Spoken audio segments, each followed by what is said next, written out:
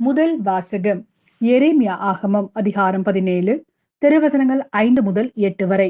ஆண்டவர் கூறுவது இதுவே: மனிதரில் நம்பிக்கை வைப்போரும் வலுவற்ற மனிதரில் தம் வலிமையை காண்போரும் சபிக்கப்படுவர்.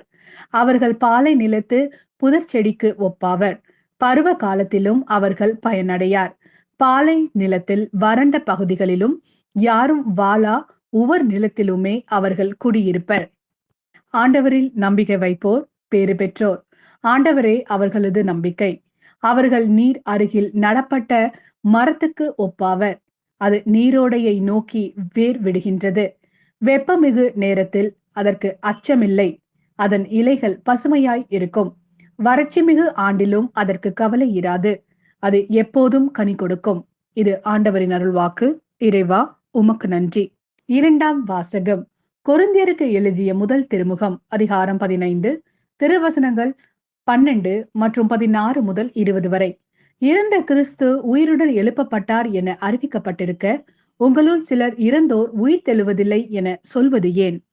ஏனெனில் இறந்தோர் உயிருடன் எழுப்பப்படுவதில்லை என்றால் கிறிஸ்துவும் உயிருடன் எழுப்பப்படவில்லை என்றாகிவிடும். கிறிஸ்து உயிருடன் எழுப்பப்படவில்லை என்றால் நீங்கள் கொண்டிருக்கும் நம்பிக்கை பயனற்றதே.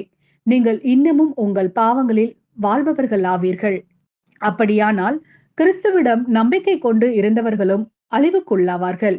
கிறிஸ்துவிடம் நாம் கொண்டுள்ள எதிர்நோக்கு இவ்வுலக வாழ்வை மட்டும் சார்ந்திருந்தால் எல்லா மக்களையும் விட இறங்குவதற்கு உரியவராய் இருப்போம்.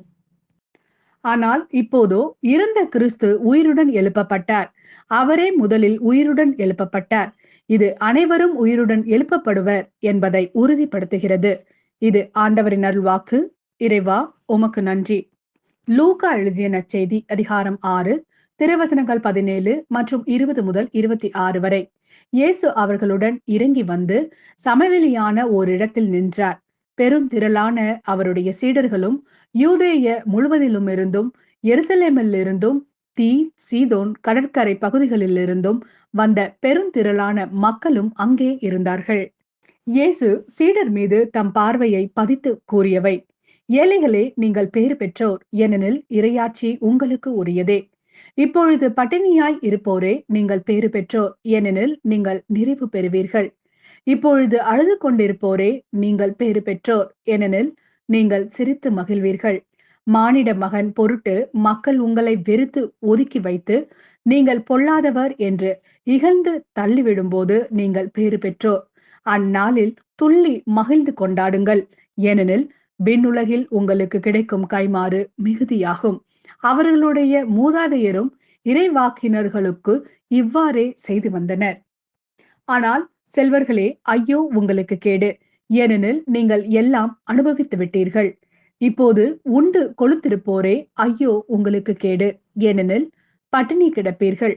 இப்போது சிரித்து இன்புறுவோரே, ஐயோ உங்களுக்கு கேடு, ஏனெனில் துயருற்று அழுவீர்கள்.